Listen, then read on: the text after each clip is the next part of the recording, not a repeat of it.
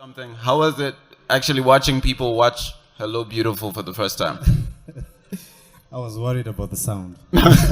They did a great job. I think that was wonderful. That went well. Let's clap our hands for this guy. So this is a great segue. Again, we've been doing a lot of segues. Bill would have laughed at me for that. Because we're coming hot off another session that had questions about animation. Why don't people just do more animation? And I think you're the perfect person to talk about animation from the perspective of this project. Tell us what got you to make this film? What was the technical journey like? Well, this film is part of a bigger story that we're working on. Yeah, but there's always challenges technical-wise. Yeah. You know, so I met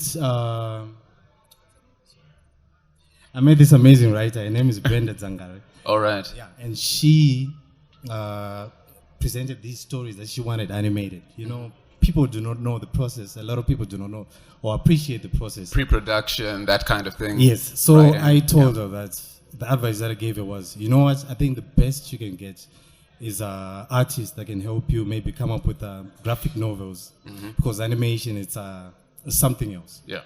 So along those lines, I was fascinated by the stories. I had a story that I wanted to tell as well.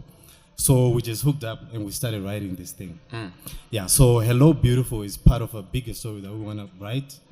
It's called Colony. All right. Yeah, it's I think it's one of the a bit more mature stuff that I've worked on.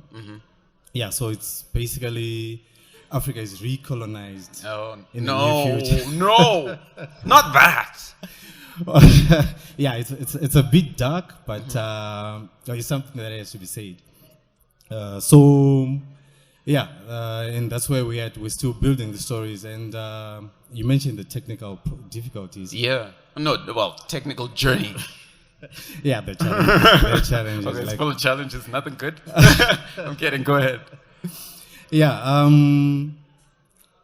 We're always learning. Yeah. So I think what made this even more challenging was we are still trying to figure out the design of pretty much everything. I think the only thing we have locked down are characters. The three main characters. Yeah. We don't even have final design on the enemies, the actual environment. Yeah. Oh, yeah, but eventually when it comes out, I'm sure you'll see most of the missions will be happening in the sunset. Okay.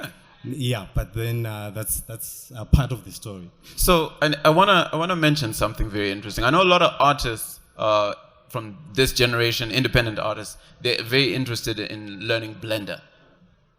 And you're a Blender user primarily. How much Blender was utilized to make this short? 200%. 200% Blender. Blender people, where you at? Okay, some Blender users there. This guy's got a big grin. He's like, yeah, Blender. Tell us a little bit about Blender for those who don't know, and then you can tell us how it was instrumental in making this. Blender is amazing. I think, especially for this part of the world where... How much does it cost? 0. Wow. It'll probably cost you maybe 300 megabytes of data. Oh, wow. Yeah. It is amazing, and it's developing quite rapidly. And the good thing about Blender is you get help from the community, even the developers themselves. Wow. Yeah, like I did get help on the stylized smoke sims that I want to do with these ones. Yeah. The people give back. And so by stylized smoke simulations, he's talking about the explosions or wherever you saw visual effects that had smoke in it. By stylized, he means that it's more cartoon-like instead of photorealistic. So what he means over there is that he actually got assistance from the people who developed the software called Blender on how to design that stuff. So that's pretty cool. Yeah. So I leave no man behind or woman behind. Yeah. Anyone who's interested, I think you should. Right now is a good time to learn Blender. There's a lot happening with it, and it's very good. You should try it. Awesome. So how long did it take you to put this together? I'm not sure, man. Because this was done in our free time. But which year did you start in 2022? Yeah, I think in 2022, but it was just on and off because it's part of a... Okay, let me just rewind a bit. Yeah. So since it's part of a bigger story, we were still building the characters and everything else. I was like to Brenda, you know what? Let's do something before we get bored with this thing. Let's do something. Let's do 3 shots where we introduce the characters.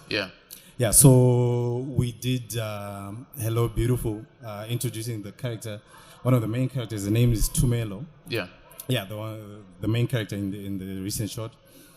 And so with that now, we started building off the building blocks. Like I said, remember the tech that we were talking about, the nemesis in this, he wasn't even our design. That's a Sketchfab model. Oh, wow. Yes, but then it won't be part of the bigger story, but we just needed to have something out that introduces the world and see if what we're doing will work. Okay. You know, so yeah, in the process, that's when we started seeing what will work and what wouldn't work. Are you all familiar with Sketchfab? You all no? Aha, great. So maybe you can just elaborate on what it means to use something from Sketchfab and bring it into your production. Just a little background. Oh yeah, Sketchfab is a sharing site where artists and designers alike share the work, mostly 3D work.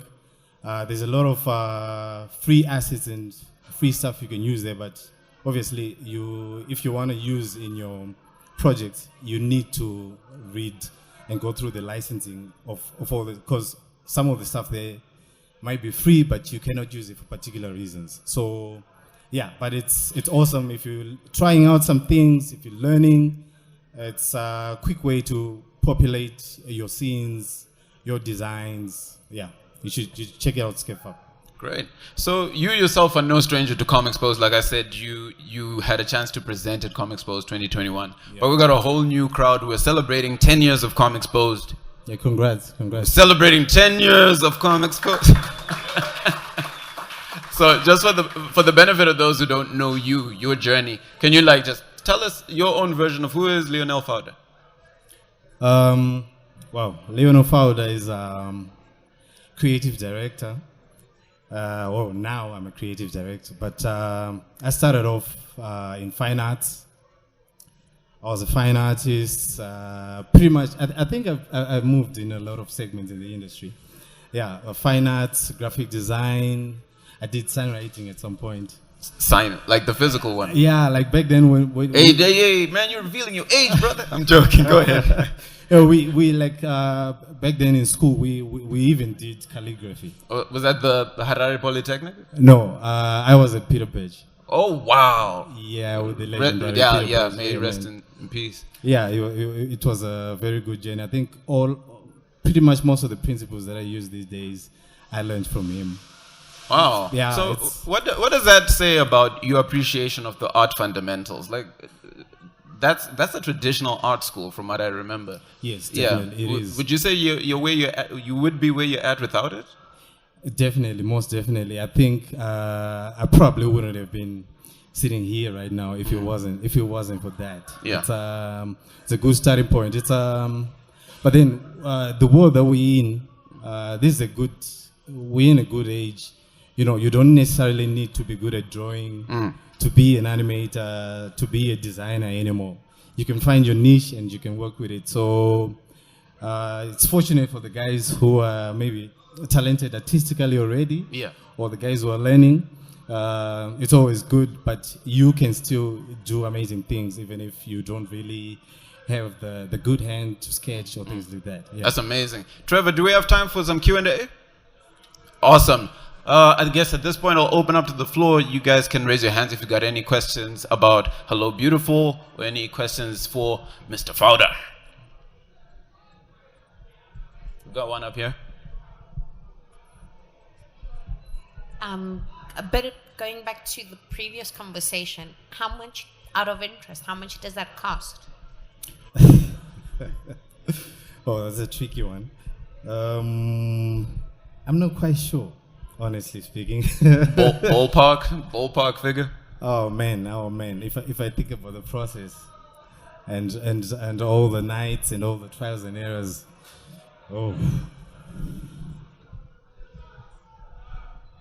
it's a crazy one, isn't it? Well, Oh, at least 10. At least 10. At least 10,000 Yeah. RTGS. I'm kidding. I'm kidding. No, that's great. Do we have any other questions? Yep, we've got one over there, and then I guess you can start with the one next to you. Sorry. Hi, my name is Joel. So as an artist myself, I'd like to venture into the art industry by, first of all, I wanted to start creating webtoons. After I create webtoons, hopefully when I get the funding, I'll venture into animation. And I thank God I didn't get demotivated by the amount of money that I mentioned. But I wanted to ask, countless people who hear the career aspiration I want to do tell me that I'm Zimbabwe, I'm in the industry. Everywhere I go, because I do debate and public speaking, and everyone thinks I'm going to be a politician. I'm like, no, I'm just confident enough to do debate, but I actually want to do animation. And they're like, I'm not industry. No. So Wow. what do you think about that? Should invite them to Comexposed. Yes. Yeah, definitely you should do that. I think, it's the burden is on us, especially you younger guys. The industry is the people. Yeah, so you are part of building the industry. Whatever it is that you do from now on is collectively, including Pius and all the other guys. It's building the industry, because even in South Africa, it pretty much started like what we have here. So we can't really say there's no industry. There is an industry. It just needs to be ignited. Yeah. Yeah, I think we had another one over there.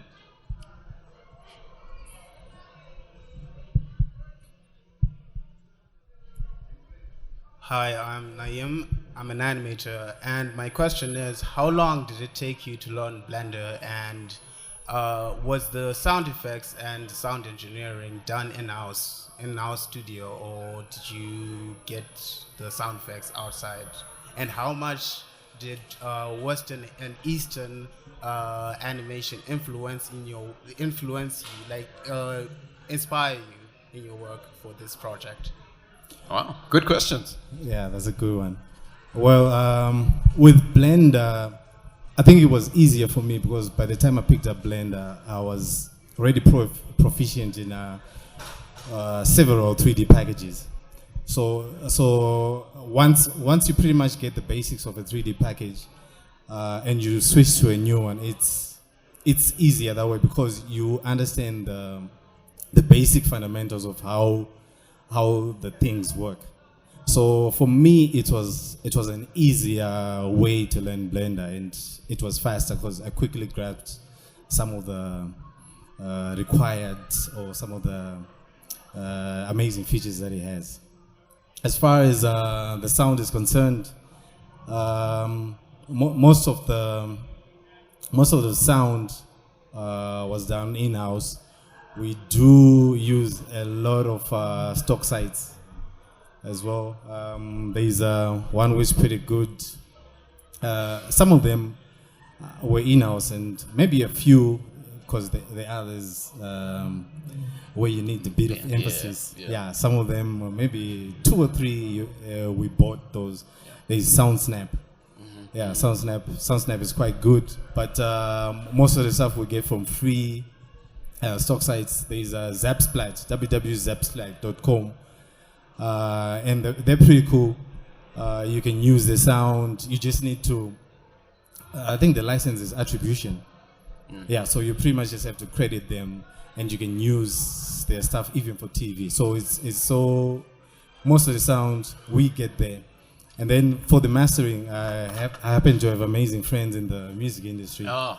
Yeah, and collaboration. I think one other thing that I just need to say: don't be afraid to reach out to people and collaborate. I'm sure you've seen some of my other shots. I have people that I reached out to. I'm like, yo, I'm working on a shot. Yeah. And I think your music would pretty much work on this one. Yeah. Here's the storyline. It's not complete, but this. And 2-3 days, the guy writes a song. Wow. Like a full song, and he's even got backup vocals. Wow. And sends it to me. That's incredible. You know, the only other place where I've seen that kind of thing happening, it's this thing called is it chips and bars? It's scripts and bars. They're these amazing musicians you can collaborate with. Yes. And they also have animators among them. I don't know. Anybody ever heard of scripts and bars? What is that thing? Scripts and scripts. It's amazing. You should Google that using telco broadband, which is free right now. Just get onto the telco network. Sorry, back to Oh yeah. So I think regarding the music, that's pretty much it. And the influence, wow. There's a lot of like influence. Eastern. He asked about Eastern influence. I think Yes. that was a little apparent in the choice of the ninja. Definitely, yeah. because the antagonists in the whole story is of an Asian native. I'm sure if you read the synopsis. Yeah. Yeah. So there's a lot of Eastern influence there. I think some of the shots were inspired by a Japanese anime. Mm-hmm. Yeah, and mostly the Eastern one. Yeah. Awesome. Yeah. Awesome. This is a question from me. Did you render everything locally, or did you use a cloud service to render the final output? Oh man, I was local, and it was a gruesome experience. How long did it take to render it out? Well, so this was rendered in Eevee. Mm-hmm. It took quite a while. I think the most challenging frames took, I think, 2 to 3 minutes a frame to render. Mm-hmm. But and some of them. So the amazing thing about Eevee, you won't obviously have the quality of path traces and all the likes, but for stylized work, it does amazing. It does an amazing job. Yes, it does an amazing job, and that's what we were aiming at. And the rendering, I think it took 3 months to get it right, because what happens when you render, not everything comes out right. Yeah. And you try to figure out, man, what's causing this? What's causing So this? let me just give everyone a bit of context so that we don't lose anyone, and then I'll let this question come from the floor. So in 3D animation, there's a process called rendering, and there's a part of the software we use which is specialized to the whole function of creating the final image, what we call the final image. Now, in every 1 second of animation you see on screen, 24 or maybe 30 still images had to be finalized by the software, calculated. So this renderer calculates the lights, the shadows, the textures, everything. And per frame, it can take a lot of time, just like he's mentioned. So he was just elaborating on what it took to render out the final piece after they had done all the animation, the effects, and so on. So with that, I hope everybody's now on the same page, and then I'll hand over to our next question. Go ahead. Great. Really, really impressed, man. And inspired. The fact that there's a lot that's happening right now.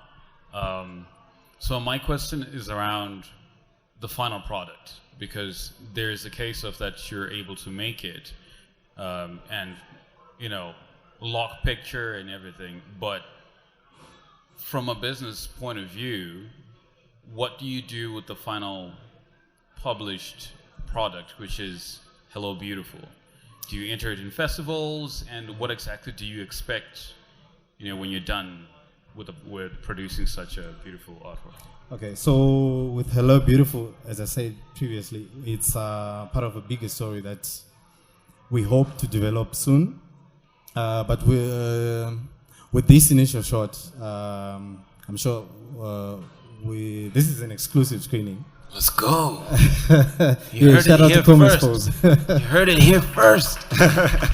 Yes, so it's going on a festival circuit. Yeah, and hopefully we might get some leads from there. Mm-hmm. Yeah, I think we won two awards this year. Wow. So for Hello Beautiful? No. Oh, for this so that inspires you to go on to this festival, because I think we did 2 local festivals and one regional International, one. okay, yeah. And then when we did the first festival, I started getting invites from Kenya, Tanzania, you know, Well done. I think Uganda, you know, and unfortunately we were still building Hello Beautiful, so we couldn't send it out. So soon after Comexposed, it's going out To the, to the the festival Yeah, circuit. yeah, Well yeah. done. Let's give him a round of applause, guys. Yeah. Trevor, got a question over here. Let's give another round of applause to Trevor, man. This guy's working hard. Thank you.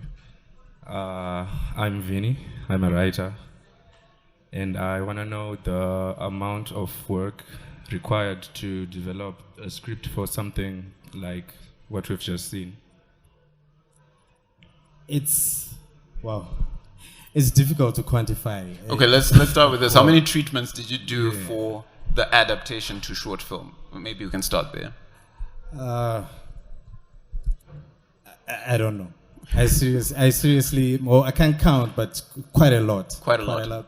A lot of back and forths, because we communicate on WhatsApp with Brenda. So I'll be sending her something. She's saying, so we can go. I think maybe 3 months. Wow. Of coming up with the final thing, because it's you people from 2 different worlds, and you get maybe slightly different visions. Yeah. So you try and make it work, and that's incredible. It's quite a lot of work. So I think this helps kind of clarify one of the questions we got earlier about why don't people make more animated content. If you add it all together, that render time we talked about, for example, the script writing and the treatments that go into that, for example, and the actual hands-on animation work, it adds up and it can go beyond a year or 2 just for a small project like this. So I hope that gives greater perspective to people who are asking, especially in the case of the previous speaker, Bill, who does a lot of touring. He goes to conventions, he writes books, and so on. In the end, your time is so limited and expensive. Yeah. Definitely. Okay, we got a repeat question over here. Trevor, are you close by? Great. My other question is around collaboration. And from my experience, I've been in the game for a bit. From my experience, collaborating sometimes is difficult because of a number of things. How do you go about building a good team on a tight budget, tight to none? So how do you reach out to someone who you want to collaborate with when money doesn't really play well in Zim? Yeah, that's a very good one. Yeah. He asked the tough one, so next time we're just gonna skip them. I'm kidding. Well, look, I think just honestly reaching out to people, I think that's the best you can do. Like a lot of people, I remember, especially with music, I was reaching out to people, and when people see the work, they think, or some of them will think that you're probably getting funding from somewhere, and now you're trying to downplay them. So that's the challenging thing, especially with a tight budget. But I think it's just honesty. Honesty. Pretty much. There's pretty much nothing else you can do. Just honestly reach out to people, and it's not everyone that will agree, because it's your vision. But you will bump into people who are fired up, who would want to chip in to make this project a success.